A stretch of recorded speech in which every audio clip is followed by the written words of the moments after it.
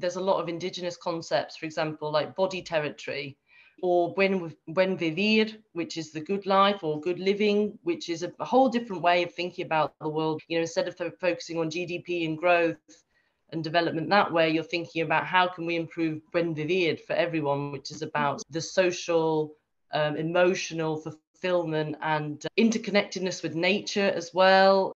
Hello, I'm Professor Kate Bird, and I'd like to introduce this, our next episode of the Power Shift Decolonising Development. Today, we're talking to Emilie Tant, who is an intersectional feminist and decolonisation activist. They talk about the links between feminism and decolonisation and climate change, how feminist movements in the majority world are often 10 to 20 years ahead of thinking in international organisations. They talk about shape-shifting and symbolic performance and appropriation, and how the politics is often stripped out of issues that have been taken up by social movements, and that strips the power out of those issues. They talk about legitimacy and how, as a white activist, they wrestle with the issue of legitimacy. They talk about Indigenous concepts such as body territory and the good life, and how those issues could flip over our understanding of goals into development and in which direction learning takes place. They talk about how learning about decolonisation was inherently linked with how to behave as the only white person in feminist groups in Santiago, and the importance of stopping centering the self to work effectively as a white person in decolonisation. They then go on to talk about practical action and the importance of ethical banking as a step that we can all take to ensure that we're contributing positively in the world. And then they talk about contracting and development and who is commissioned to write reports. Also, who is at the table, both when decisions are being made and when presentations are being made about the majority world. They finally talk about the importance of white people being willing to raise their voices when what they see around them is wrong and they know they're wrong, and how we can use our power and privilege in a positive way in the decolonisation agenda. Listen on for more.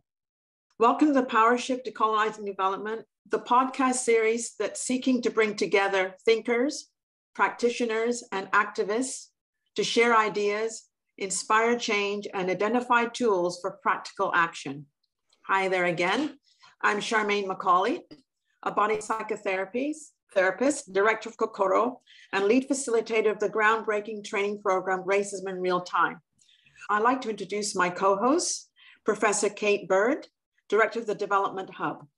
As a Black psychotherapist and a white development professional, we are using our own lived experiences and professional skills to frame the way we approach the topic of decolonization. Over to you, lovely Kate. Thanks, Charmaine. So I'd like to introduce today's guest, and today's guest is Emilie Tant. Emilie works for a London-based think tank where she contributes to elevating research on gender norms and how intersectional social movements drive deeper social change.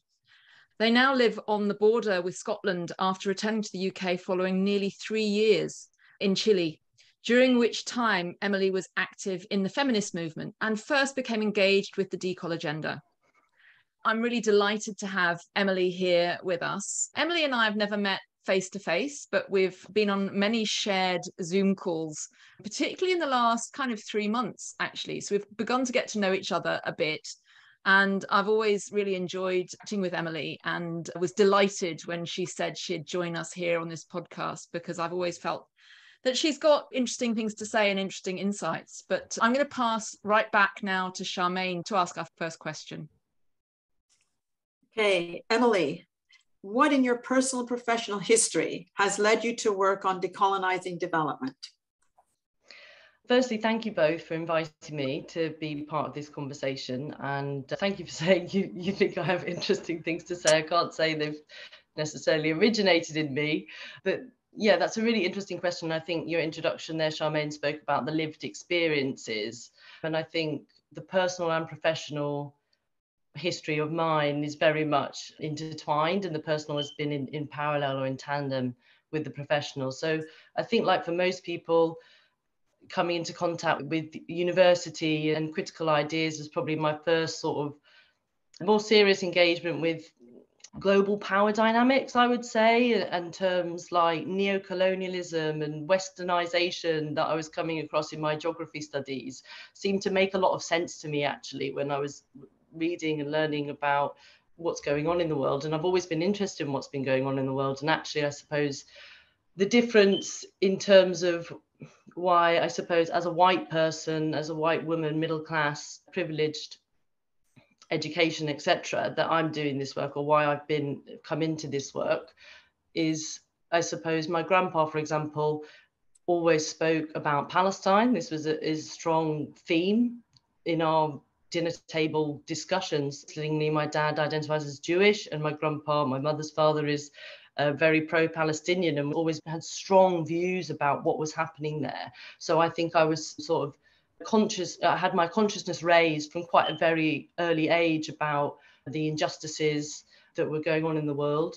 So I think that's one thing. And then in terms of turning that into an actual action, practice and work, I studied international relations, and I had to learn another language in order to be global. And I learned Spanish, and that opened my mind to different ways of thinking, knowing, speaking, communicating, concepts that we didn't have in English. I think that really opened my mind another level to other realities. And then out of my master's, I ended up going to the UN in Santiago in Chile, thinking that I'd made it, this was the start of my career, I'm on the path, and and then I was in the UN. It was unpaid, and again, that structural advantage that I've had and that I have benefited from allowed me to be in Santiago and doing an unpaid internship. But when I was there, I became very disillusioned, I think, because there's a lot of bureaucracy. It's very slow, the UN. It was an all-white environment, actually, very predominantly white.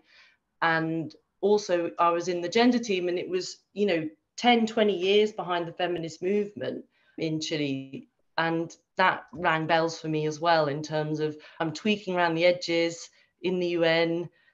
It doesn't seem to be getting to the crux of the issue. When I go out on the streets and I'm involved in the feminist movement, and they're talking about the cis heteropatriarchal imperialist extractivist system, and it's like, wow, yeah, okay, that's what we need to be engaging with, rather than policy tweaks that aren't really getting to the crux of the issue. Well, thank you for that. Kate? Yeah, I'm very interested to hear how your personal history has informed your career choices and your passion for this subject. Yeah, that's fascinating. Now, the philosopher Olufemi Taiwo describes the process of elite capture, whereby white elites co-opt and disarm political movements that go against their interests by rebranding them through symbolic performances. I saw that and I just thought that's really interesting. That is perhaps what goes on in development. It goes on in terms of the decolonial agenda. It goes on in parts of the feminist movement, where people will take an idea and do something with it, but the way that they do something with it is actually taking the politics out of it, taking the sting out of it, taking the power out of it, and just using the language and making this issue about symbolic performance. So some of the global majority suspect that shape-shifting is taking place as part of the decolonial agenda. So it's appropriation. There's a process of appropriation going on, where the terminology, the words of the decolonial agenda are depoliticized and tamed. But that's happening alongside decolonisation being institutionalized in certain ways in, for example, international NGOs, in northern-based think tanks, in universities, and so on. Given this challenge, what legitimacy do you think you and I have as white women with lots of privilege working on the decol agenda? Yeah, this is a big question. And I think there's sort of two elements to it. One is the sort of decol washing that we're seeing, and one is the sort of legitimacy as white women to do the work. And it depends what type of work you're doing, I think, as a white woman, whether you have legitimacy in it or not, in terms of how performative is it, or how is it backed up by real material actions. I think that's the difference. So in terms of my own legitimacy, which is something I, at least weekly, seriously struggle with in terms of thinking about it. Who am I to talk on this issue? I'm not an expert, and it's really clear in my head that these are my ideas and this isn't my knowledge. This is something that I've learned and I'm just trying to pass on. I think when you have a lot of these decol thinkers, activists, when you hear what they're saying actually that white people need to take more responsibility and accountability in this work, and they can't do it without white people, because it's also more than just privilege, it's power, economic, political, social, gendered power. It's more than just using a word and thinking you've ticked the box. It has to come into what actions you're taking at work, and if it's aligning with what the decol agenda is, which is actually a material transfer of wealth and power from minority world to the majority world. That's what they're asking for. They're asking for reparations. They're asking for climate justice, and they're asking for racial justice. Taking it light touch is not actually doing the decol work that we're being asked to do. So I think that's some elements to bear in mind around this. And I think in terms of my own legitimacy as well, I remember very clearly, like when I have doubts, when I'm wondering if I'm the right person to do this work, I remember a friend of mine in Chile, a compañera, when I was thinking what to do with my life, I didn't know where to go professionally or what to do. I really wanted to be involved in the decol agenda, but she said, look, amiga, I don't think you can do it here. I think it's much better if you go back to Europe and teach them over there in terms of, or educate about this knowledge over there. We don't need, we're telling you what to do in terms of, so you staying here and talking about decol doesn't make sense, right? Yeah, I don't know how you feel that speaks to your own thoughts on that, Kate. Yeah, well, it does. I mean, I question my own legitimacy working on this area. I suppose what I feel is that I need to learn about it. I need to learn about how to implement change in the way I work. So I'm predominantly a researcher and research manager. I lead international research teams. I design the research. I develop the terms of reference. I develop the research instruments. I train research teams. I manage research teams. I fundraise. I liaise with international donors who are funding the work. I then do the analysis. I write up the papers and disseminate them. And each of those steps is freighted with power and privilege and the white gaze and my power and privilege in situation where I'm a thought leader, I'm the person liaising with the funders. I've really reflected on what needs to change and how I can change, but how can I change if the system doesn't change? And there's a tension there. So I suppose what I feel is I can change the bit that I can change. The bit that I have power and control over in my daily work, that's the bit I can change. And I can change myself. I can work on myself. But those are the bits that I have control over. But because the bits that I have control over are limited, that doesn't mean I shouldn't start. I suppose that's what I feel. And in a way, I'm here doing this podcast because I want to learn. I want to learn how to show up better in my professional world. I want to gather tools. And I want to see if I can help to convene a conversation about the decol agenda, which will resonate with other people. I want to convene a conversation, a multi-stranded conversation which brings together thinkers, activists, practitioners. And I don't know if I'm legitimate in working on the decol agenda. I'm doing what I'm doing. I don't know. I'm sure I will hear from other people if they think I need to back off and back out. I feel the same. It's about doing what you can with what you know, and not having full perfect knowledge stop you from doing something. I think that's important. Yeah, and just listening to two white women, I guess, do battle over concepts. I think for me sitting here, I think it's all well and good to talk about concepts, right? But then it doesn't touch my heart. It doesn't touch my humanity. And I think sometimes conversations, particularly among academics, can be incredibly lofty, and it sounds so good and it sounds so elevated. But then how do you bring that to the people on the ground? And I'm not saying that the people on the ground don't know stuff. So I'm not making the elevation only one way. I'm saying, can we make the elevation also horizontal, right? So it would be really good if there was something like this where we would bring on also Black and Brown speakers also in the conversation, because I think as soon as you invite a Black and Brown person to the conversation, the style of the conversation will change automatically. What gets to be prioritized will automatically change. So I think one of the issues then, if it just stays with whites, they will still be within the same orientation, the same things will go around and around and again. So like what you're saying, Emilie, that when you went to, where did you go, Mexico? Chile. Chile. So it was beautiful what you said, like within the confines of the UN, they're talking one language. And then when you go outside, they're talking a completely different language. It's like, yeah, but I thought we're talking the same thing and it's not. So there's something about also having this podcast is if there are other people who are from different backgrounds and also having a conversation, I think then what gets prioritized, like I said, in the power shifts will change. And so something else will be opened up. And so along with that one, I wanted to ask you then, for you, what's a good starting point to decolonize development research? Oh, well, as I'm not a researcher, I think it's okay. a bit difficult for me to have, I can say as an observer, as an outsider, and from what I've read about what decol people are asking for, I think decolonizing research, there's many strands to research, but I think the first thing is that you are, oh God, I mean, there's a lot. You have to move away from the way we do research in terms of what's counted as knowledge, or the way you're using scientific method to, you know, certain types of scientific method that are sort of elevated as the only way to gain knowledge. I think you've got to use different concepts.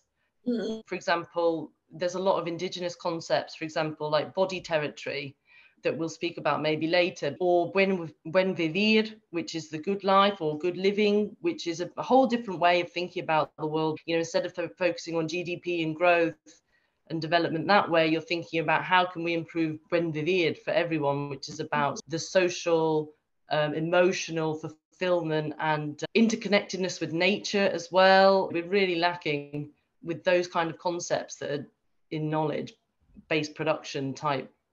It's like an industry almost, but I'm not a researcher, so. You mentioned one part there, and I forgot, you said it was body something, body territory. Could you just explain a little bit what that means and help me understand? That's a new word for me too. So if you can just help me understand that, I appreciate that. Yeah, sure. So in Spanish, it's cuerpo, territorio. And where it comes from is Indigenous women's movements that see a lot of parallels in the exploitation and violence that the land goes through and their own lived experience. So the idea of body sovereignty or body territory is trying to express this idea that the women and the land are connected. The violence the land experiences, the women experience too, from patriarchy, from colonialism, continued colonialism today in terms of extraction and mining and monocultures and big mega dams, that this colonialism of nature that Indigenous women are at the front lines of defending against. It's often women from Indigenous communities across the South American continent, for example, that are at the front lines because it's in their territory, it's in their land. Yes. And this is why decolonizing is about gaining sovereignty, gaining autonomy again over the land, not only women's bodies, but also the land. I think that's what that concept tries to explain. Great, thank you. I really like that. Can I pitch in here? Because I'm very interested by the link that you just made there about women's bodies and land. And I know that you work on gender issues, and I was just wondering if you could flesh out what are the links for you between the feminist movement and thinking about gender and the decolonization agenda.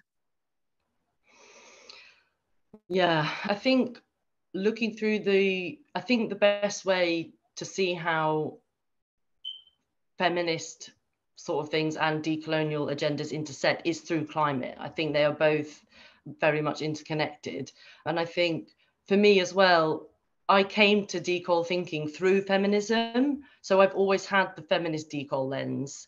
And I think you can't fully decolonize if you don't have that lens, because then we still have these rigid ideas of gender and these Western concepts that have been violently imposed across the world and destroyed other ways of being and doing gender that did exist and have always existed.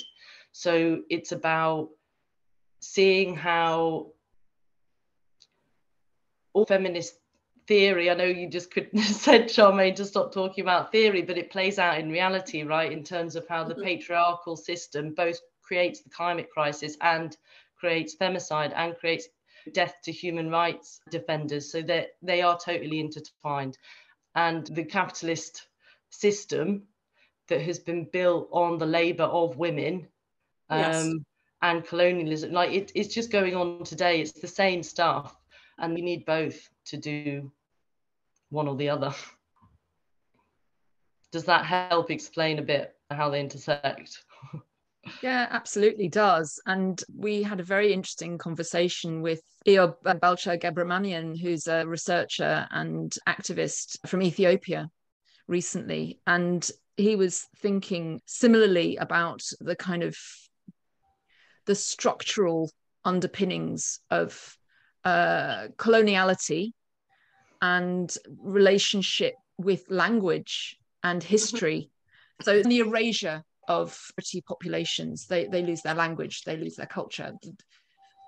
Toxic losses that are tied in with the kind of supremacy, white supremacy that is inherent in coloniality.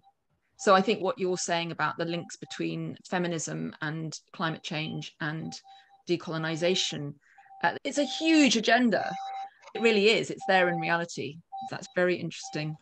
Charmaine, can I pass back to you for the next question? Yes, you can. You talked about how you got interested in this work. And so my next question is kind of on the back of that. What have you done in terms of personal transformation to enable you to work on decolonization? I think you sort of talked about that when you went to the UN. Well, I think that was maybe the professional light bulb moment when I realized I'm not going to make change through the UN. Is not going to be how I deal with the structural stuff. And I actually think the sort of personal side of it was, again, in the feminist movement where I was, and often the only European in the room when I was organising with local women from all different parts of Santiago. And actually, it was in these spaces that I had a mirror held up to me, I suppose, and saw myself in a way that I hadn't seen myself, because it was more how my whiteness came across to others.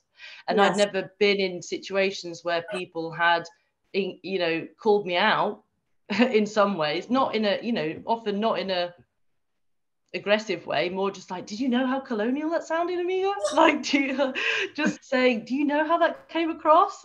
And I'd feel ashamed and embarrassed and firstly taken aback, because it's obviously not whatever, you know, maybe giving a solution to something, and they were like, well, hey, why don't you just wait a minute and see what other solutions may be abound, that, you know, you don't always have to have the answer. Or in the way that you talk, it's all these sort of little things of whiteness that you don't see, and until you're in spaces where people feel safe enough to say, hey, maybe you need to work on that. And then that also gives you the tools, because once you can see yourself from their perspective, then you have the tools to start seeing it in yourself and analyzing where it comes up in yourself.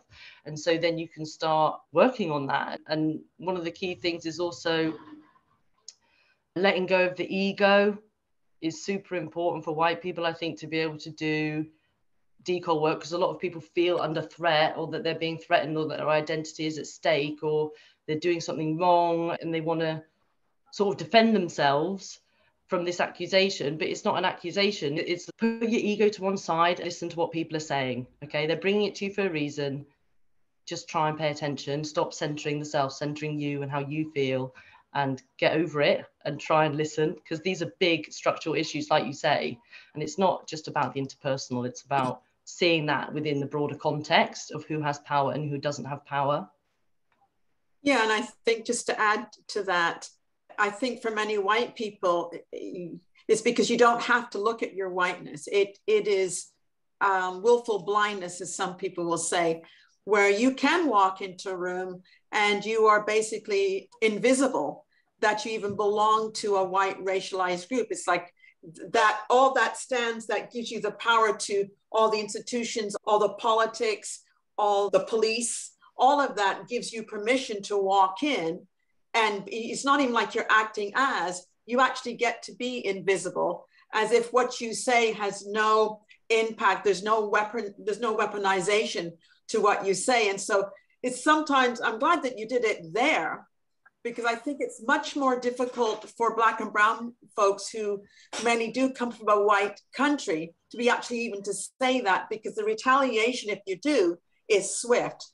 So I'm glad that you learned that there. Thank you for sharing that. Yeah. Well, I think it was also because of, like, I learned a lot about different types of social relations and how to be with each other and have more empathy and love with each other, which is, you know, quite from the British cultural way of being, to go to somewhere like Chile where people are warm and there's a lot of collective energy between how they react to each other in terms of friendship groups, right? And it's just a lot of support that they give each other, and it was just like a whole new world to me to see, have this love and empathy so present in their daily lives. And I think that was a real learning of how to be like that too. And I mean, I had this model to learn from, and it was something that we really miss in the UK, and is actually, I think, part of the reason why we're struggling so much with continued racism and these issues around not being able to talk about the impacts of colonialism. I think we're not getting in touch with our emotions about it. Absolutely, yeah.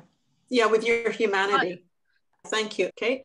Yeah, I think what Emilie's just said is really interesting, because I feel when I go and work in countries in the global south, I've been working in Rwanda and Cambodia. I've previously worked in Uganda and Zimbabwe and Kenya and India and so on. Anyway, when I go to do my research, one of the things that strikes me is how much I gain from being around people who are warm to each other, and to be in communities that are functional. And caring. And caring. Yeah, well, that's what I mean by functional. That's what I mean by functional. They function as a community. Now, I'm sure in terms of being a white woman, I have gained a lot by being raised in the UK, in that I've had choices and opportunities that I wouldn't necessarily have experienced if I'd been born and raised in another country as a woman. So there are benefits for me in terms of the power that I have in the society here. And that's, for me, where some of the connections are between decolonisation and feminism. It's to do with the power of the individual within the structure. So where am I in the machine? But what I wanted to say was, there's an assumption about a linearity of development, and we in the West are at the pinnacle of development, and we've arrived, we've reached it. And because of having reached it, that gives us some kind of gloss, some glow, some kind of 5 stars. We've got 5 stars. And we've got, therefore, something to give to other countries, if only they will accept the gift. You know, accept this wonderful gift of development from us, because we want to give it to you. Actually, I think that concept of linearity, the linearity of development, where we've arrived and other countries need to be helped to catch up. And the idea that it's a one-way process, that development is a one-way process. We give it to you, and if you're clever enough, you'll accept it from us. Whereas what I feel when I go overseas is, actually, I'm gaining a huge amount and I'm learning a huge amount. And I think our society and our culture could do with learning some of the things that, very sadly, we've lost and forgotten in the process of modernity and urbanization, industrialization, the atomization, the creation of the nuclear family. So we've had lots of things that have benefited us in terms of material wealth. That's on the back of something else. It's on the back of slavery, on the back of colonialism, where we've pulled resources out. So I think it's a much more two-way, much more complex situation. Well, I think also a lot of people in the majority world would reject our development and are rejecting our development and don't want us to go to follow our path. And also it's killing the planet for a start. So it's not 5 stars, it's 0 stars in my view. But the thing about time and linearity, this is also something that living in Habla Yala, South America, taught me, was through coming into contact with Indigenous concepts and taking them seriously, allowing myself to take them seriously. You know, they may not be Western approved knowledge, but in terms of time, we assume time is linear. That's not how Indigenous communities understand time. They understand time as cyclical. And this is much more in tune with how nature actually functions. And this idea that there's this one direction and you should seek to reach it is not only incompatible with the planet, but it also doesn't speak to reality and how life works. It's not just some linear journey. It's often like this. Yeah, I think so. So, Emilie, we've covered a lot of ground here. And I think where we were getting to there was this idea of what you don't want, our gift of development, and really questioning what development means and the relationship between people and between countries. So quite a kind of radical unpicking of what development means and what coloniality means in the context of these structural forces. So there's quite a big agenda that we've mapped out there. And I just wonder if you could give our listeners and viewers one practical thing that they could do, that they could change, a practical action that they could contribute positively to a progressive change, contribute to decolonisation. What would it be? What's the one thing you'd give as the takeaway to our listeners and viewers? Well, I think it's obviously very hard to just choose one thing. So what I'll do is give one thing to the general public and one thing times a few for the development sector. But I think when we're thinking about practical actions, I mean, we have to remember what decolonisation is asking us, which is to make changes that have a material impact on dismantling these hierarchies of race, of wealth, of gender, of power. And so, for example, for the general public, a lot of people don't know, but their money is held in banks that fund the fossil fuel industry. One of the best things you can do is take your money out of those banks, pension funds that have investments in military industries or all those sort of really core things that are continuing the system. Try and see how you can bank better in ways that aren't fueling harm. That's a practical thing. Speak to people and call out things when you see them. Stick your head above the parapet a bit more and raise these issues with whatever space you're in. I think in terms of the development sector, there's a long way to go. I think there's a big risk. It's shape-shifting, like you said, Kate, and I think it's the same with patriarchy. What happens is it adapts, it evolves, it changes shape, it does different things, but it's still the same power really that's at play. So I think we really need to be thinking about, in our daily decisions, who are we contracting, whose voices are getting commissioned to write reports, who's being cited, what languages are we publishing in, what languages are we hosting our events in, who's at the table. It's not just skin deep, it's actually about positionality too. So not just CEOs and directors giving their hot takes on whatever, but include people who are actually confronting, like you said, Charmaine, who are at the ground, who are confronting these issues in real time in their communities. Within internal organizations, specifically white people, I think there need to be more white people that are willing to raise their voices when they see things happening that they know are not in line with this work. If they know there's a room that's only white people and they're talking about Africa and there's no Africans in the room, that's a problem. Make sure that doesn't happen. More people need to be brave. White people have a responsibility because we're less likely to receive repercussions for raising these issues. And often we will be taken more seriously, or we will be engaged with in good faith, more likely than people of colour, or especially women of colour. We can play in the power that we have to make deeper changes that we want to see, but we have to be willing to step up and speak up and make decisions day to day that in some way push this agenda just inch by inch towards where we want it to be, because it's not overnight, and these structures, like we've said, are so deeply entrenched and they are so interconnected and they are very, very hard to uproot. But we need more people to try, because we're running out of time, I think. Thank you. Well, thank you very much, Emilie. What you've given us there is a practical step, because it is nice to have a practical step, to have something that you can do. So look at your banking, look where you put your money, and if it's not ethical on all dimensions, climate, investment in munitions, and in terms of colonial practices, change who you bank with. That's a practical step. And then the rest of it was challenging, particularly white people, to step up, to be brave, step up. And actually, it's not that brave because we're less likely to face repercussions. So step up. And I would challenge our listeners and viewers to think of one practical way in which they can step up in their professional lives and in their personal lives, starting tomorrow. What can you change? Have a think about it. So I would like to thank Emilie once again for joining us here today, and to say goodbye to Emilie. Bye, Emilie. Thanks. And also to thank Charmaine as my co-host. And that's it for this episode. Thank you very much. Thank you.